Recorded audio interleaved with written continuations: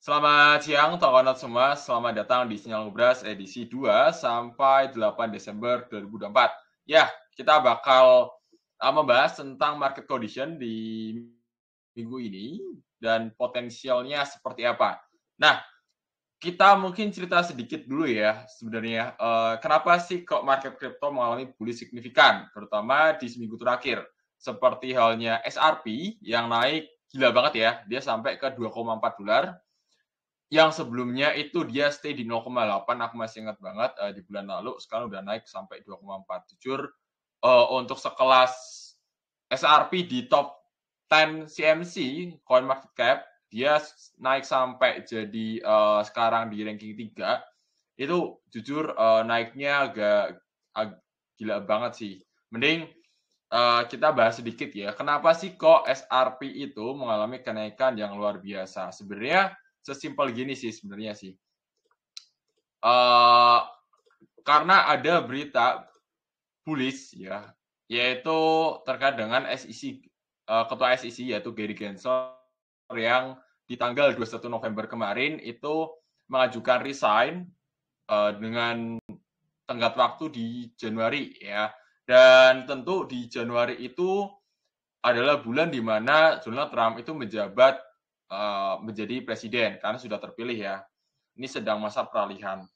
Nah, ketika menjabat, ya kita tahu di mana Donald Trump menjadi sosok yang pro kripto ya. Janjinya Donald Trump adalah ya dia akan menjadikan Amerika surga atau tempat ya yang aman dan nyaman untuk para crypto holders, crypto miners dan crypto enthusiast gitu. Jadi pusat teknologi itu bakal ngumpul di Amerika Serikat. Kurang lebih seperti itu. Nah, makanya ketika Donald Trump makin mendekati hari dia menjabat, maka banyak orang-orang ini mengalami bullish ya terhadap pasar kripto karena menjelang kepengurusannya si Donald Trump.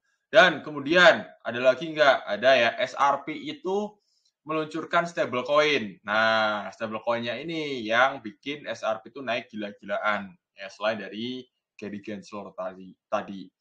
Jadi sebenarnya di situ sih ya kunci kenapa SRP itu naik yang gila banget ya. Bahkan kalau kita bicara altcoin lainnya sebenarnya kenaikannya banyak kok yang lebih tinggi dari SRP ini secara monthly ya.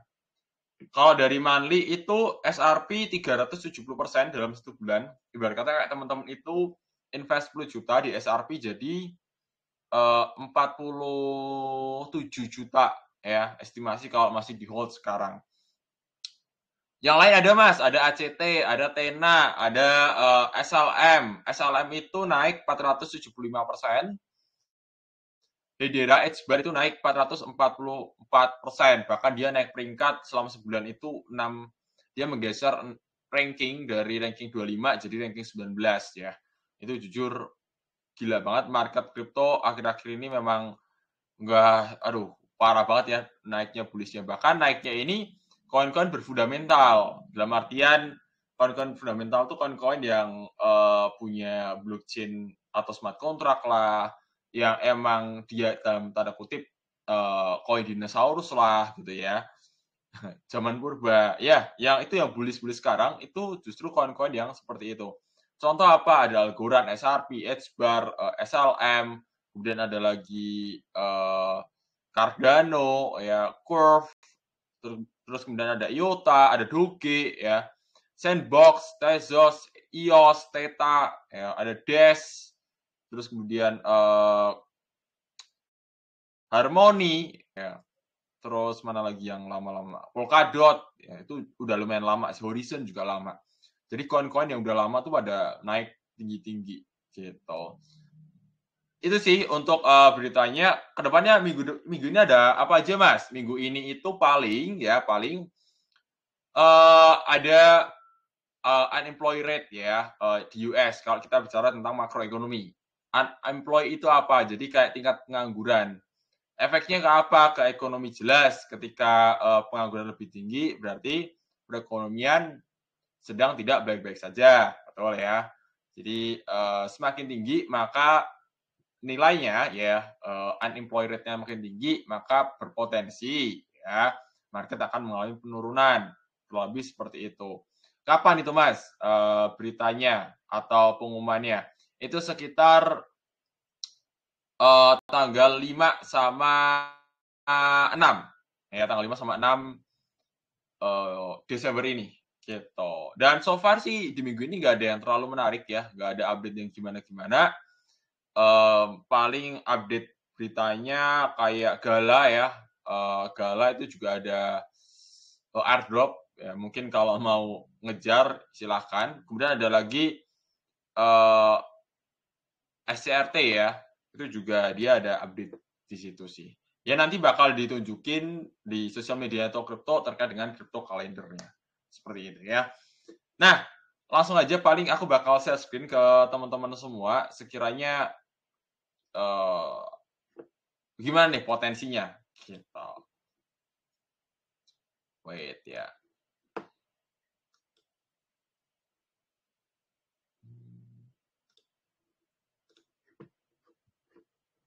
Wait.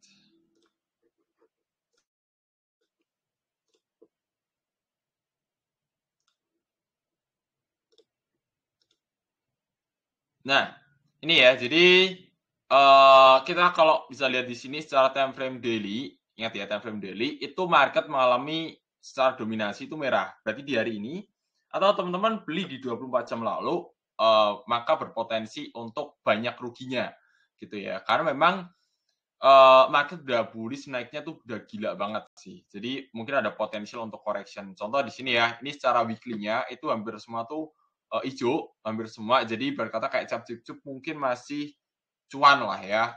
Bahkan cuannya itu puluhan persen, belasan persen. Kalau based on monthly itu kebanyakan hijau semua ya, hijau semua. Apakah ada yang merah, Mas? Ya ada ya di sini ya. Ada turbo minus 11%. Kemudian ada lagi People ya, ada OG, Van Token, ada lagi Urite, ada Dia, sisanya adalah di sini stablecoin. Dan Peanut itu justru rugi ya. Peanut itu turun dari 1,4 ke 1,1. Sisanya ya ada Thorchain, ada sebagainya macam. So far secara dominasi hijau semua. Bahkan bisa dikatakan sekarang itu ada alt season. Tapi udah telat ya, udah telat. Di mana ini udah hijau semua dan ada potensial untuk correction gitu. Nah, langsung aja paling kita ke analisaku ya. Kira-kira apa aja nih Mas yang dianalisain gitu ya. Oke, kelihatan nggak nih? Oh, kelihatan. Jadi last of weekly watchlistku di minggu kemarin tanggal 25 November sampai 1 Desember itu ada Algo, ada Igen, ada Not, IOTA, Edu ya. Dari sini aja secara weekly Algo itu naik sekitar 81% dalam satu minggu. Igen 22%, IOTA 52%. Jujur ini tuh tinggi banget ya. Yang paling kurang sih Not ya, minus 1, sekian persen. Jadi tak rasa, sorry ini reasonnya ini belum di apa namanya, belum di komanya belum dibenerin ya. Tapi dia minus kok, not. Kemudian last bet weekly watchlist-nya untuk minggu ini, sorry minggu kemarin itu ada SLM, KSM, Mana, ILF, dan Sandbox dengan actual loss-nya itu rata-rata 34 sampai 10%. Ada sih yang naik 0,5% KSM. Ya, ini naiknya cuma kecil aja, nggak tinggi-tinggi banget. Gitu. Nah, disclaimer ya, ini analisa pribadiku aja. Ini watchlistku. Watchlist itu apa mas? Ya, sebatas koin-koin yang sedang aku pantau buat ku tradingin ya di minggu ini.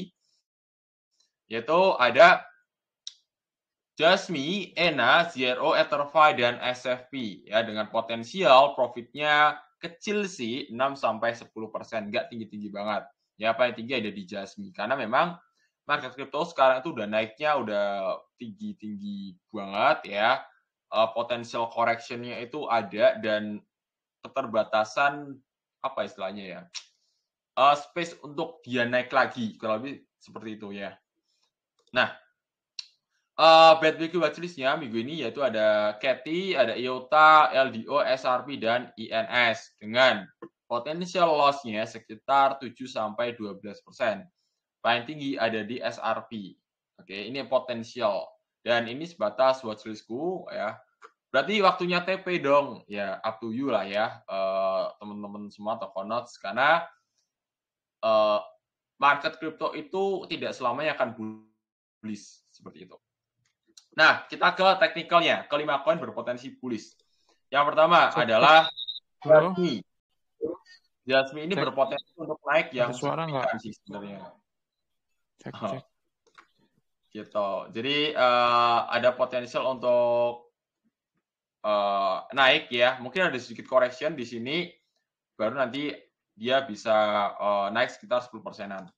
Oke. Paling nunggu sekitar malam ini ya untuk titik entry-nya kalau memang dikasih entry di Jasmine. Kemudian ada lagi Ethena, ini udah masuk ke area entry dan sekarang itu sedang masa menunggu ya, apakah dia breakdown dari supportnya, apakah dia naik.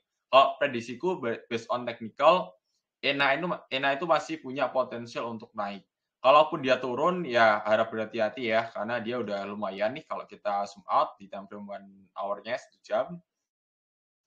Dia udah naik cukup tinggi dan tak rasa yes, Ena punya potensial untuk sedikit sideways ke bawah ya. Kemudian ada lagi Zero ini, aduh udah mau kena TP ya. Jadi Zero ini target naik sekitar 6%-an. Ya ini kalau aku rubah ke time frame yang lebih kecil ya. 10 menit nih di analisa aku di jam 1 ya. Dia udah mau naik, ternyata udah naik duluan, tapi ya nggak apa-apa. Bohong. Ngomong aja masih belepotan. Bohong. Aduh. Yes, terima kasih Kak Didi ya. Nggak apa-apa. Oke, lanjut aja ya. CRO, dia masih ada potensial untuk naik tinggi. Pada dasarnya, sekarang itu untuk CRO kurang cocok ya, karena sudah mulai masuk ke area take profit atau resistennya. Jadi mungkin CRO bisa dipending terlebih dahulu. Kemudian ada lagi Etherfi. Etherfi ini juga punya potensial untuk naik juga. Oke, kenapa Mas? Cara based on RSI ya. Dia sudah bergerak turun sebenarnya di 55. Ada sih potensial ya dia naik karena secara teknikal dia masih dalam condition on bullish ya. Belum ada ciri-ciri dia breakout.